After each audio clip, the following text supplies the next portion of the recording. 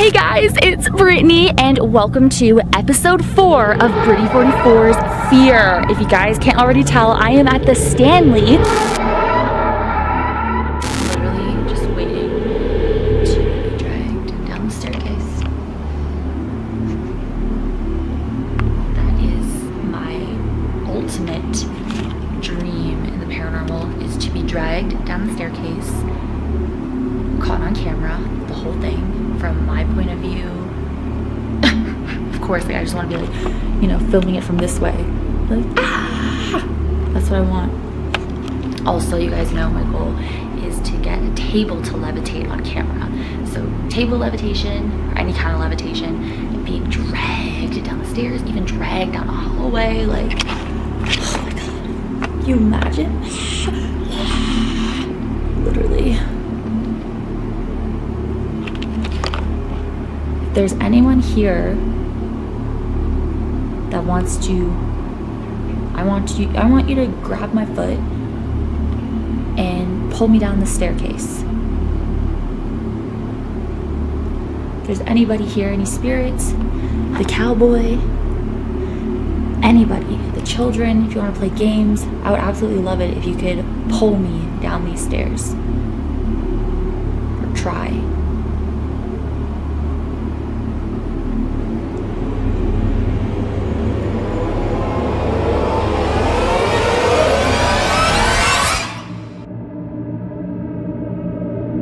I just want to mention to please watch your footing, because the center of the path is paved. It's totally safe to be in here, but there's like a 1 to 2 inch drop to either side. So please be careful. We don't need any like face planting into the rocks.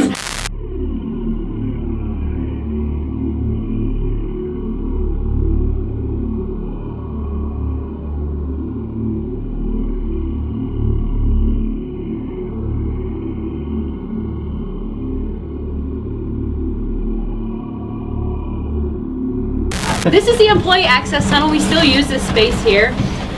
Again, I told you right over this way is our employee break area.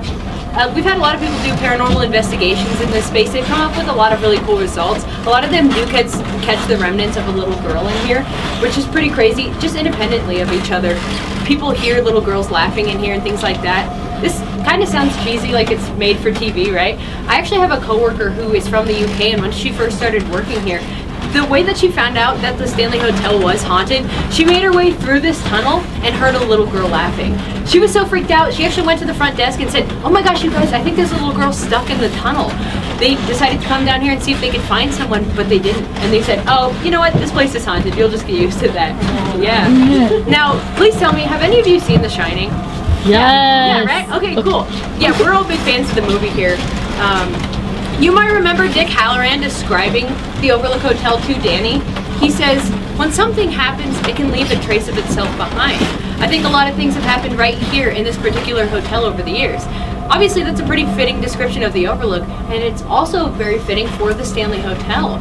You see, we have 110 years worth of history here, and long before this hotel was ever here, the Estes Valley was actually just a vast area where the Ute and Arapaho tribes wandered around.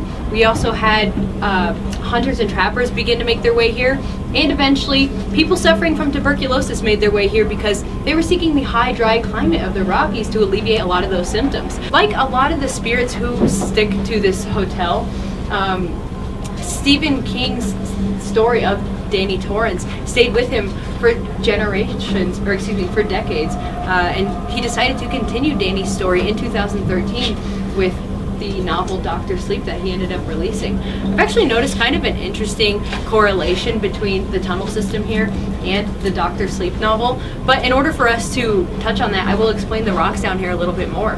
So people, when they come to visit the Stanley Hotel, they like to take little mementos, little souvenirs from this tunnel. They like to take rocks home with them. If you guys want to do that, feel free. We just recommend that you write down our address, because we do get these rocks back in the mail. Seriously, we actually have a lot of fun reading the notes that people write, because they always start the same way. They say, "Please put the rock back in the tunnel. Ever since we've taken these rocks home, we've had nightmares, bad luck, hauntings, we've seen shadow figures, things like this." So if you want to take a rock home, folks, at your discretion. But one of the reasons why we think there is so much paranormal activity here is because of these rocks. There's a high content of quartz here. There's one paranormal theory that suggests that quartz actually absorbs energy. After it absorbs as much energy as it can, it is released, and it is released upwards through the hotel in a spiraling motion. We actually have two opposing grand staircases that we believe the energy likes to travel up, making its way through all the corridors of the hotel and coming right back down the spiraling staircase on the other side. Making its way around the hotel, that's a lot of energy in just one big cyclical motion.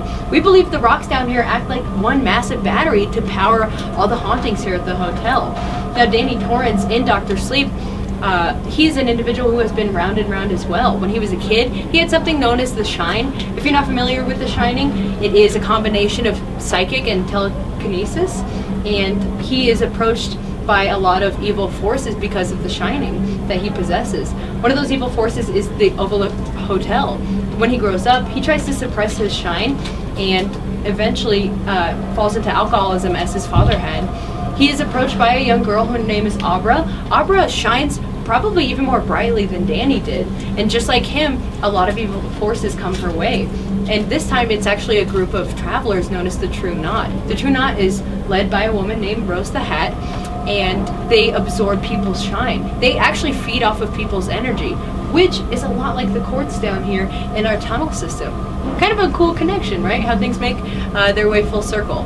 Now I want to go ahead and disclose to you guys, I know that this is a pretty special tour. It's a Dr. Sleep, Warner Brothers put on tour, but I give these tours almost every single day, and I take the paranormal here very, very seriously. So all these stories I'm telling you, they're not fabricated. They're no different from the ones that I tell every single night. And I personally would never tell you a story unless I knew that it was validated and backed up from some kind of, either historical fact or eyewitness accounts or even photographic evidence.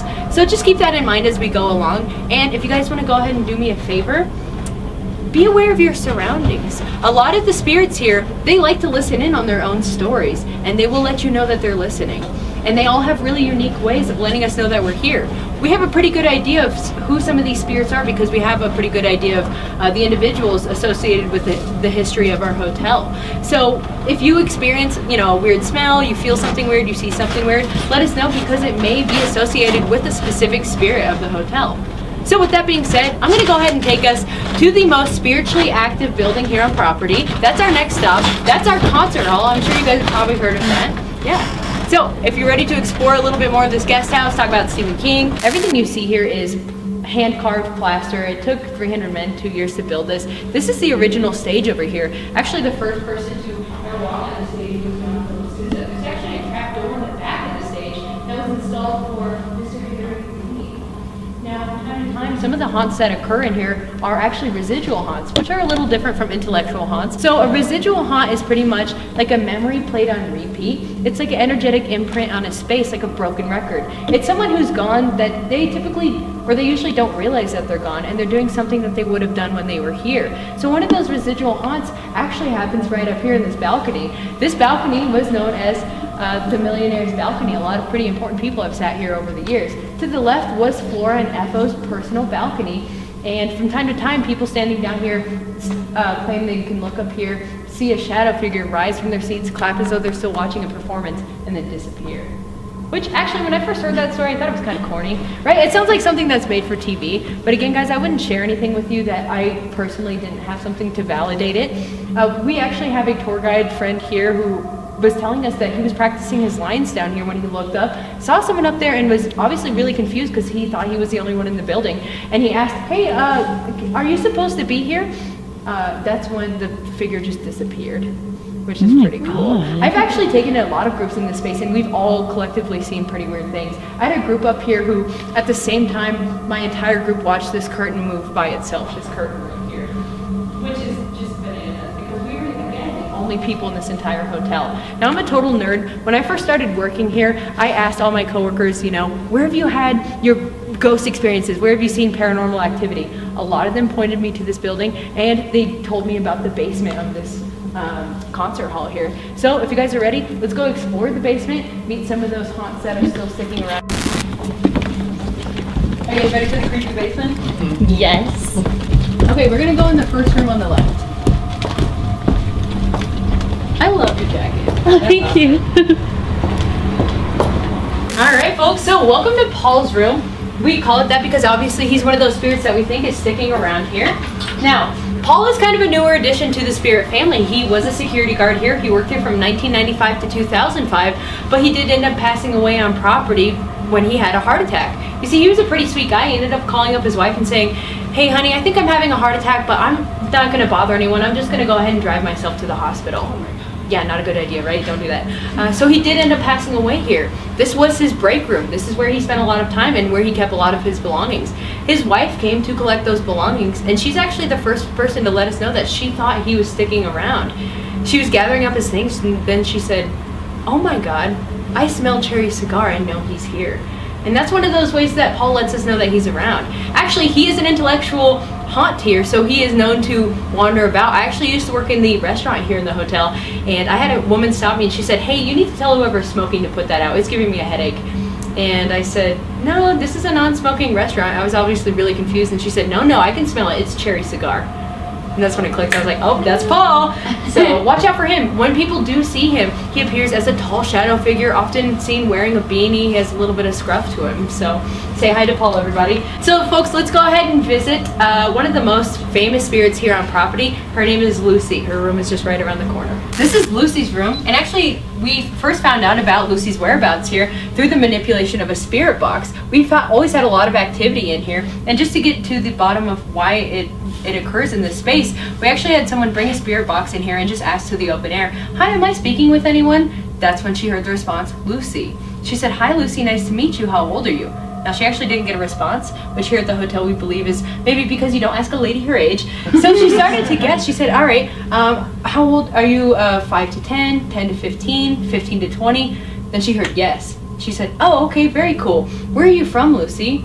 That's when she heard 70. Obviously, she was confused by this, and then she asked, "Oh, you mean the 1970s? Then she heard yes. So that's actually how we first discovered Lucy. If you remember me telling you what this building would have looked like in the 1970s, it actually wasn't uncommon for us to have squatters here, and we believe she may have been one of those individuals who took this building up as her living quarters, and that might explain why she has an affinity to this particular space. She does have a trigger object in this room. A trigger object is basically something that a spirit manipulates to let us know that they're here, and that trigger object is actually this door. I have a brick stopping this door because it does kind of have a mind of its own. I've actually taken tours in here where this door won't move at all. Sometimes you can't keep it open. Actually, on my last couple tours, it's pretty cool. We've had a lot of paranormal action with this door. It just keeps closing. So if you want, guys, I can go ahead and remove this brick and we can talk to Lucy. Yes. Yeah? Okay, does anyone want to go ahead and approach her and talk to her? If you guys want to talk to her, please don't do the, TV thing of "If you're here, let yourself be known." Right? Just talk to her like a normal person. Hi, Lucy. Hi, Lucy. Oh my God. Is it okay that we hang out in your room?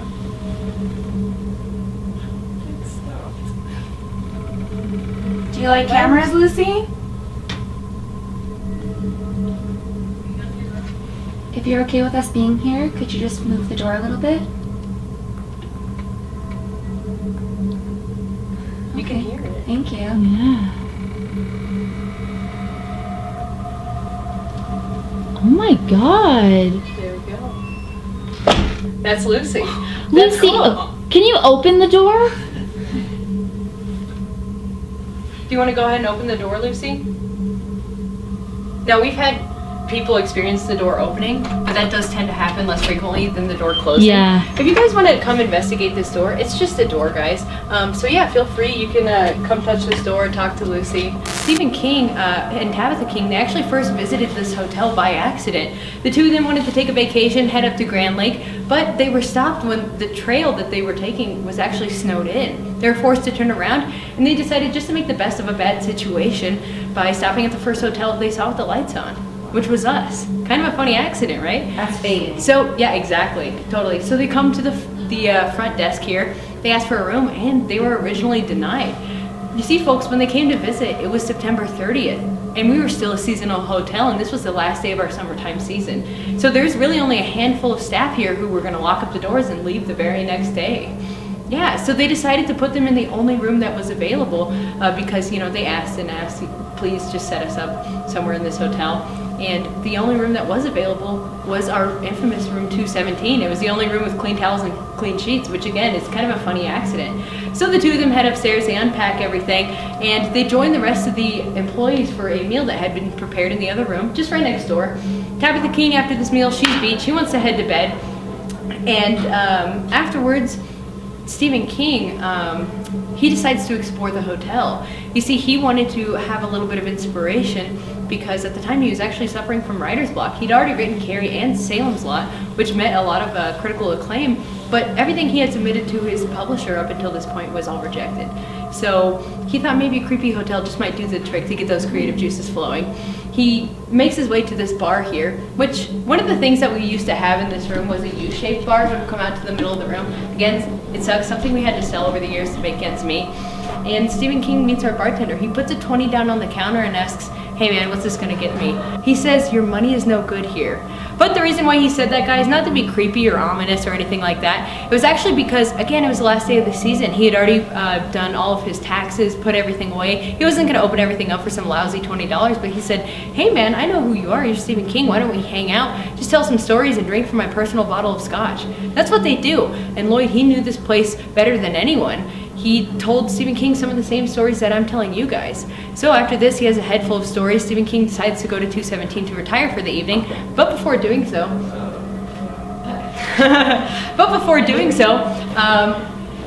he sees this on the wall.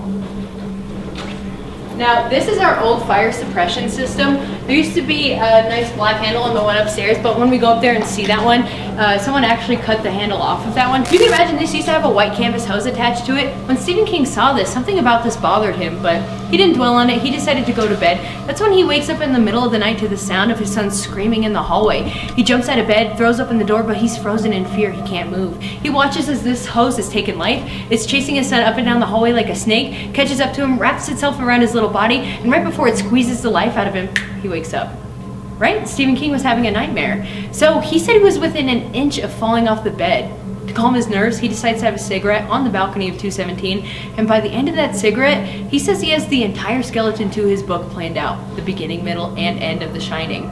This is where all of those stories would have been told to him. I would love to tell you guys a little bit more history about room 217. Actually, there was a freak accident that had occurred there years and years and years before Stephen King ever stepped foot in there.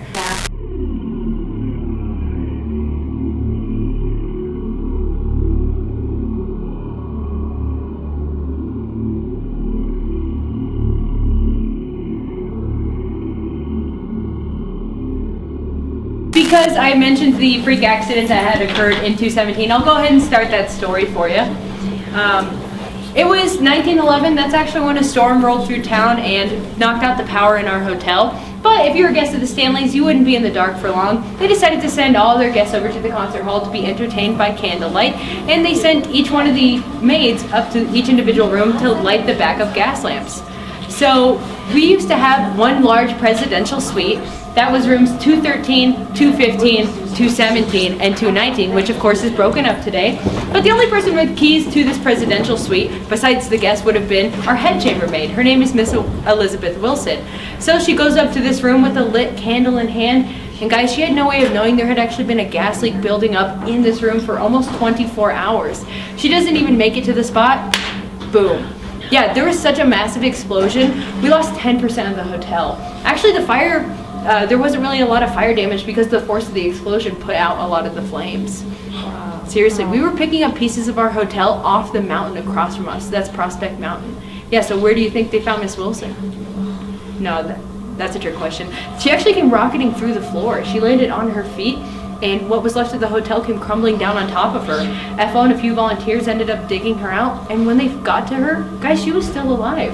What we think saved her life was the fashion of the day. She was wearing a whalebone corset. We think that protected her vital organs and protected her spine. So she was rushed to the hospital. Really, what that means, they threw her in the back of a Stanley steamer mountain wagon. They took almost 45 minutes to start one of those. The nearest hospital was over 3 hours away. So during this time, she did fall into a coma. And that's when the staff asked the Stanleys, you know, should Miss Wilson pass away, do you have anyone who can pay for all these bills, even collect the body?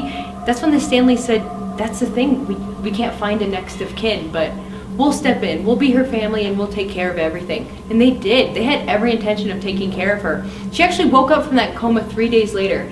And 18 months of recovery, she was fully healed from that incident. She only had a limp to show for the entire thing. So she came to our front desk after these 18 months, and that's when a gentleman behind the front desk was instructed to hand her an envelope full of money and a key to become a permanent guest here at our hotel. But she didn't want it, guys. She pushed it right back. You know what she wanted? Her job back. Exactly. She wanted her job back. She came back here to work, folks, and she did. She actually worked with us from opening day of our hotel through the teens, the 20s, the 30s, up until 1951 when she clocked out and drove down the mountain at the age of 91. Now, no one was surprised to see her the next day until they found out she had actually passed away the night before. Seriously, she passed away in her sleep. There are actually multiple coworkers of hers who had conversations with her, 2 of which talked with her at the time clock and said it was so vivid. They actually quit on the spot when they found out she had passed away. They did not like the idea of working with a ghost. And they're actually the first of many employees here to quit for similar reasons. She's one of the first bona fide haunts here at the hotel, and she's obviously a very tenacious woman. We think that she's still taking care of these rooms here, which might explain some of the weird activity that goes on. I've seen a glass break on its own, which is pretty crazy. And then again, I've taken groups places where we've all collectively seen the same thing. Even last night, me and some of my coworkers were in a room and we all saw someone walk up. We looked to see who it was and no one was there. Anyone else have any questions about the history of this place or anything? Can I ask you about the 4th floor? Yeah, so the fourth floor, it used to just be kind of like one big attic where the kids spent a lot of their summers. Okay. And that's where we get most of the transfer requests in our hotel. People Really? have so much activity up there. They are always calling that front desk saying, you guys gotta move me. Yep. Is 426 haunted? You know, it's right next to 428, I know. right? Yeah. So I think there's so much activity here and there's so many apparitions just all over the hotel. Even rooms that you don't expect for something to happen, it will happen. So to my knowledge, I don't know anything specific. I've never heard any specific stories about that room, but it would Okay. not surprise me if, you know, Woo. things move on their own, doors open on their own. 428 last night. Really? They Yeah, the came cowboy. there Due to a booking snafu, apparently, and my regular room wasn't ready. I didn't see anything, but I had the worst night's sleep of my life. And Oh, yeah. there was a lot of banging above me. Is there an attic space up there? Oh, so that's the thing. There's no 5th floor. Again, like I said, the 4th floor used to be one big attic. So that's actually one of the weird phenomena that does occur up there from time to time. People hear footsteps. Now, as you can tell, there's a ladder that goes up to the bell tower, and the original nanny room is right across from that. And you can see where there used to be windows in the door because the nannies would look out and make sure that those kids weren't running up those stairs. They were kind of rambunctious kids, and a lot of them did run up on the roof. So we think that's maybe one of those residual spirits of children running around up there. Because again, there's nothing up there. You can So, actually good luck. see 428 from the front of the hotel, so you could go out there and validate that there's Yeah, I've been trying to get a good angle, so when there's light, I'm gonna look because I was waiting for the ghost cowboy to appear. He never did, but I did hear things. I heard. Yeah. Yeah, exactly. But yeah, 4th floor, I always hear people mention like literally hearing people in their room that aren't there, footsteps running up and down the hallway, kids laughing, kids like trying to hold their hand. Yeah. And that's because literally they would make sure that the kids weren't screwing around with this. Oh, I see the window. Yeah. You can do an Instagram story. Okay, so I create content in Spanish, so I'm gonna tell you what I'm asking you, but I'm gonna say it in Spanish and just ask. Everybody So look! I'm just gonna say I'm staying on the 4th floor. This is where my room is. Yeah. What do you think could possibly happen? And just like keep it concise, but just say like it's what you were explaining, like it's the room with the most activity, or the floor. Okay. Because it's slanted? Let me get this out. Maybe it's- I really is it- appreciate it last name. Just Maybe I don't and know. Yeah. that could totally be coincidence, right? I'm not the person that's I know.